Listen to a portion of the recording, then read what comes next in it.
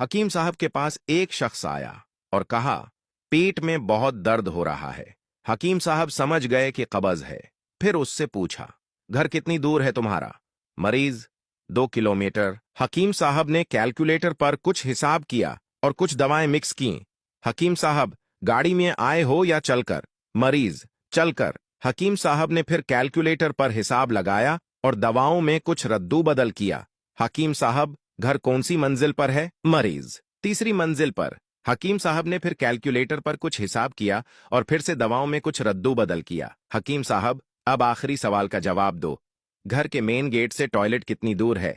मरीज, 20 फुट दूर है। हकीम साहब ने आखिरी बार कैलकुलेटर पर हिसाब किया और दवा में कुछ रद्दू बदल के बाद बोले, दवाई के पैसे दो, ये दवा पियो और फौरन घर की तरफ निकल जाओ, कहीं रुकना मत, फिर मुझे फोन करना। मरीज ने वैसा ही किया। आधे घंटे बाद मरीज का फोन आया, हकीम साहब, दवाई तो बहुत अच्छी थी मगर आपने नाड़ा खोलने का टाइम कैलकुलेट नहीं किया था।